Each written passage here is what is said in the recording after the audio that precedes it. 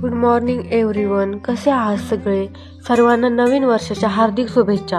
नवीन वर्ष म्हटल्यावर नवीन सुरुवात, नवीन सवयी या आपण जोपासल्याच पाहिजे. तोपर्यंत तिकडे टॉम्याने त्याची कला दाखवली आणि तर बघतोय तर कसा, जसं की त्याने काहीच केलेलं नाहीये. तर ठीक आहे, ते तर चालतच राहतं. मग नंतर आंघोळ करून देवपूजेला लागले आणि रांगोळी काढून मस्त असा गरमागरम चहा घेतला. तोपर्यंत मटकी म्हणाली की एकदाच करून टाक ग मला. मग म्हणून मटकीसाठी जेवढी जेवढी सामग्री लागते ती मी घेतलेली आहे. मस्त कांदा घेतलेला आहे, कोथिंबीर घेतली, जिरं, लसूण, अद्रक असं सगळं घेतलेलं आहे आणि मस्त ग्राइंड करणार आहे आणि फोडणी टाकणार आहे. तर कूट पण तेवढंच घेतलेलं आहे मी, तेवढंच प्रमाणात घेतलेलं आहे. तर आपली मटकी आहे रेडी. मग म्हटलं आज गोडधोडाचा तो व्हायलाच पाहिजे, म्हणून तांदळाची खीर पण करायचं ठरवलं. मग त्यासाठी लागणारं साहित्य घेतलं, जसं की अर्धा तास भिजवलेले तांदूळ, ड्रायफ्रुट्स, मस्तपैकी साखर, वेलची घेतली आणि मग जे तांदूळ भिजलेले आहेत ते ग्राइंडरमध्ये ग्राइंड करून घ्यायचे. तशीच साखरही मस्तपैकी ग्राइंडरमध्ये ग्राइंड करून घ्यायची आहे. त्याच्यात वेलची टाकायची आहे आणि बारीक वाटून घ्यायचे आहे.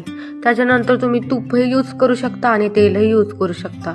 मग तुपात मस्त ड्रायफ्रुट्स भाजून घ्यायचे आहेत चांगले. भाजल्यानंतर त्याच्यात दूध टाकायचं आहे.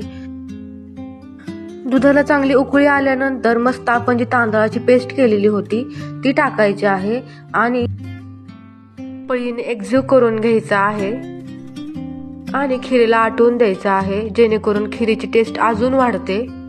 तुमच्या घरात सर्वांना ही खीर खूप आवडणार. आमच्या घरी तर खूप आवडते, त्यामुळे मी सारखी सारखी करत असते या खिरीला. आणि नंतर मग साखर टाकायची आहे आणि आपली खीर रेडी. त्यानंतर आम्ही सर्वजण जेवलो आणि नंतर मग भाजी निसायला घेतली आणि भाजी निवडता निवडता ह्यांनी मला हाक मारली आणि म्हटले बघ मी तुझ्यासाठी काय आणलेलं आहे. तर मला खूप आनंद झाला. त्यांनी माझ्यासाठी एक कॅडबरी आणली होती. त्यानंतर रात्रीच्या जेवणाची वेळ झाली होती. मग म्हटलं की काय बनवावं, तर मग फ्रीजमध्ये वांगी होती, तर मग म्हटलं की वांगीच करावी. तर मी आज खारं वांग करणार आहे. मी त्यासाठी मिरची घेतलेली आहे, आलं घेतलेलं आहे, कोथिंबीर, जिरं आणि लसूण घेतलेला. तोपर्यंत शेंगदाणेही भाजून घेतलेले आहेत, मस्त असे खरपूस भाजलेले आहेत. त्यानंतर फोडणी द्यायची आहे. फोडणी दिल्यानंतर त्यात वांगी टाकायची, मस्त अशी लालसर कलर यायला पाहिजे त्याला. आणि मग कलर आल्यानंतर त्यात पाणी टाकायचं. तुम्हाला जेवढं लागते तेवढं पाणी तुम्ही टाका.